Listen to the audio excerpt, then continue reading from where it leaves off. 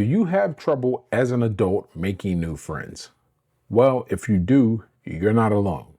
According to a study conducted by Evite, the online invitation software, 82% of adults feel like it's difficult to find new friends or maintain the friendships that you have. That was across 2,000 participants who responded to the survey.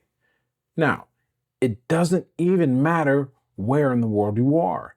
In a 2013 German study where they meta-analyzed 277 different polls and research, the result was the same. Social networks are declining in strength and vitality and reach, and that decline is directly connected to the age of the participants. When we're younger, it's easier to make friends. We're thrown into class and we kind of figure out who the people are that we like and most get along with, and we're always surrounded by them, and we never have to think about it. And then this trend continues when we go to university or college. Again, same situation.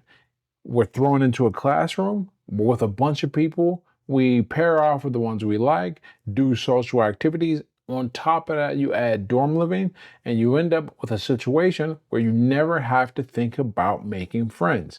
But then something happens. You become an adult. You start to take on responsibilities, get a new job, move to a new city, and now you're like, no one ever taught me how to make friends, and I am lonely as heck. Well, in this video, I'm going to outline what I did to constantly make new friends over my life. I'm 39 right now, so from the age of 23, I've consistently made new friends, and it was never a challenge and never a problem. And it wasn't until I thought about what I was doing to make this video that I realized that I live a life that allowed me to figure out the secrets, and now I'm going to share those secrets with you. So stay tuned if you want to improve your social life as an adult and you are absolutely failing. First, I want to start by addressing the elephant in the room. If you have children, you should be making friends with other parents. It's a very natural extension of your surroundings. Look, we often feel like we are missing out on a new life when we have kids. But the reality is you're just part of a new life in a new club. A study of young people's social networks and social relationships revealed that those who are in relationships had on average 2 fewer close social ties than people who weren't. But more relevant to our point, those who had children lost out even more, as they had lost 3 social ties compared to single people who did not have kids. Friendships end up taking the back seat to other priorities, but it doesn't have to be that way.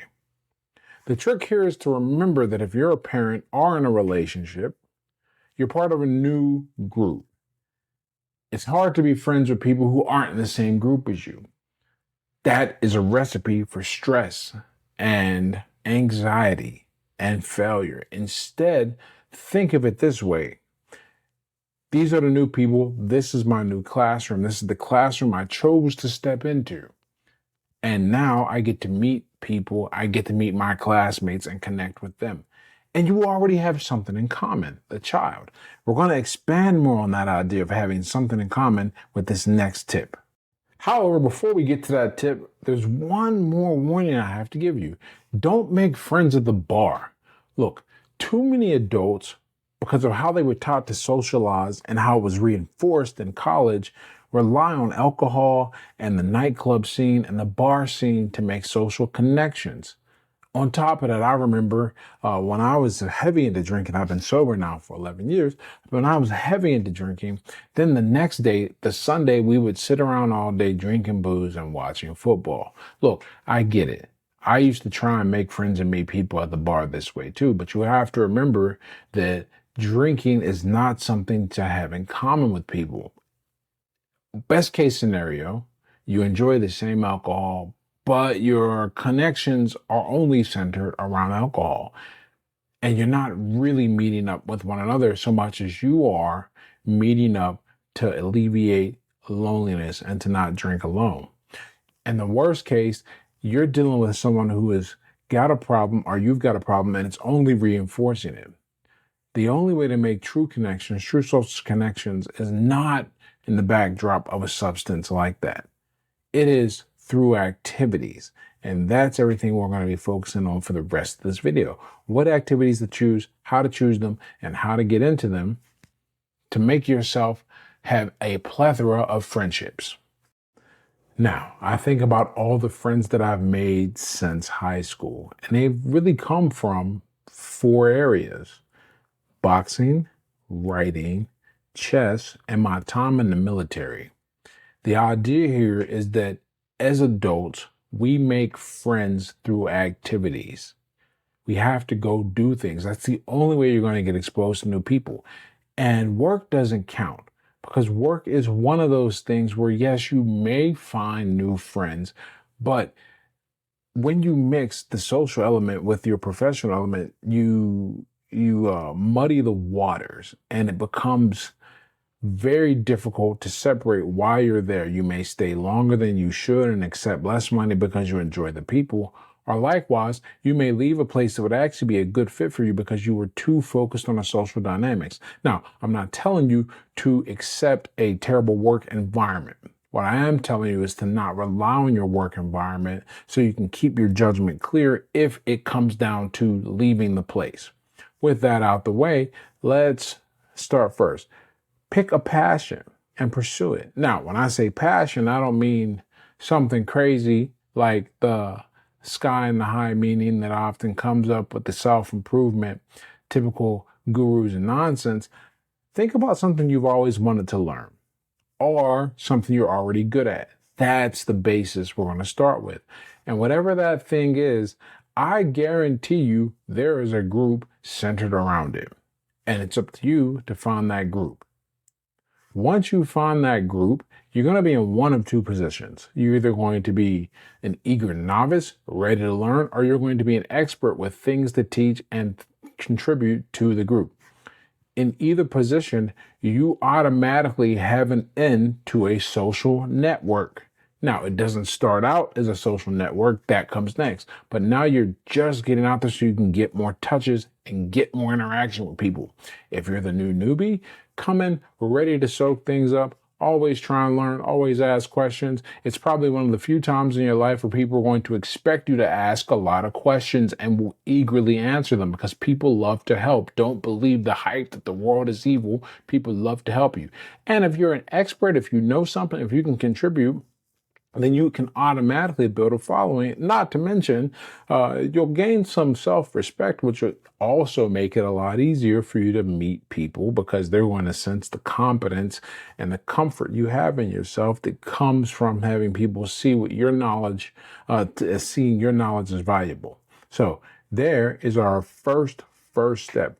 Pick a passion and jump into it. And if you're not sure how to figure out what you're passionate about, here's a simple question. What did you want to do when you were 12? And what did you do for fun when you were 12? That is probably where something is that you're really interested in. Look, there's tons of things you could try. You're not going to live long enough to try everything on this planet. But there are things you're interested in, and you just have to go out there and try them. Whatever they are, there's a group for it, and you need to find it and insert yourself into that group. Now, once you're in that group and you've demonstrated that you want to learn or you know a lot of things to teach, the next is to extend the relationship. And you do this gradually.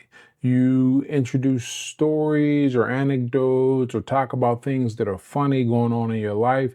Don't ever bring the negativity in. Don't complain because no one wants to be around a complainer. I don't care how terrible your life situation is. When you meet new people, you got a smile on your face. And if you think that's fake, whatever, okay? Because we're trying to accomplish something, and that goal is to connect with people and be social, and you cannot come in as a value negative. And when you are sad, when you complain constantly, whenever it's woe's me and a victim mentality, you cannot be a net positive on someone's life, so they're going to reject you. They don't have the time built up with you to invest in dealing with your nonsense. Save the complaining for your friends already. if you have them, or your family members, or write a journal, or go vent online. But don't come into new social interactions bringing negativity, because that will repel people.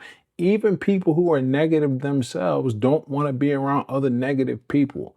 So you have to remember to be positive and leave the complaining at home. With this said, now this leads nicely into the next idea that you have to keep in mind. There are many people you're going to meet. And just because you have a common interest doesn't mean you're going to have common values. It makes it more likely, but it doesn't guarantee it.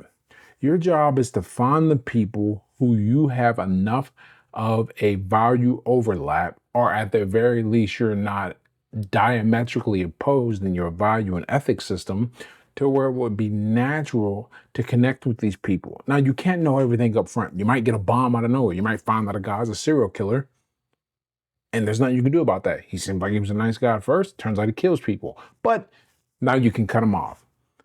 But in the meantime, just go in assuming the best of a person and use your natural, already basic common interest to facilitate and connect even further. So let's recap so far before we go forward to the next part. Find a group you're passionate about, join that group, start contributing or asking questions, which is a form of contributing. And then from there, introduce aspects of your personality naturally: humor, games, stories, jokes, anything that relates to the interest of the group. You want to enter these waters gradually, because you're making a new friend, and friends cost energy. So you can't come in complaining. You have to come in slowly but surely, small little value adds over time, and before you know it, you'll be on to the next step. So you've established yourself as an eager newbie or an expert coming to contribute. You have slowly introduced other parts of your personality, and you refrain from coming in with any negativity. The next part is to get people to talk about the things they like. Look, when you can make someone feel like you're interested in them and you like them, then they are going to like you a lot more. It's a lot easier to be friends with someone who cares about you. When you ask about someone's day, when their life, you remember little details. You can help them, give them advice, ideas, share knowledge, all of these things to help their life. Then they're going to be much more likely to want to hang out with you and stick around with you and send you messages and text. And before you know it, you'll be hanging out outside of the group. This is key. If there's one thing I can sum up so far, is that once you're in a group, you have to contribute something. Every relationship is an exchange, and that exchange isn't monetary. In fact, you can't pay people to like you. You can't do that. You can't give them anything to make them like you except for good feelings. And those good feelings, they're going to be excited to see you, and they're going to want to spend more time with you outside of this sad activity that at this point you should see was just serving as an anchor to get you off your ass and out the house to meet some people. Once you meet them, now I'm giving you the blueprint to connect with them. Look, now at the end of the day, you've done all this, you got a new skill, you got a new hobby, you've got a great set of people to hang out with because you listened to them, you didn't complain, you added value, and you found the people who are most likely to align with your values. Here's the final step. You mess this up and this all goes down the drain. Don't be weird. Really, don't be weird. And what is being weird? If you don't understand social conventions, pick them up. I'm not telling you to conform to what everyone else is doing, but there are a few things that you should not do ever, because they will make people be much less likely to want to hang out with you again. And this doesn't matter whether they're your good friends or they're new friends. Look, let people talk. That's basic stuff. Don't complain. More basic stuff. Don't make crazy, inappropriate jokes unless you know that's the type of humor they rock with. Always groom yourself. Show up clean. No one wants to hang out with a stinky dude. I don't care how cool you are. Don't break the law. Really don't break the law. I've gotten rid of friends because they couldn't stop breaking the law. No one wants to become someone's collateral damage in case someone gets retaliation or they get pulled over. It's just not a good look. Control your alcohol. Don't be a drunk. People who drink heavily might seem fun when you're young, when you're looking for someone to party, but as you get older, as you get an adult, that is a huge red flag. So you got to make sure everything stays together and you stay a whole normal person. Look, people can deal with shyness, they can deal with introvertedness, even a little social awkwardness, but the outright weirdness and coming with a risk, that's a big deal. Ultimately, just be yourself and be interested in other people. And if you have trouble being yourself, this video will tell you what I did to figure out how to be myself and embrace all of my glory, that I can help you do that to embrace all of your glory too.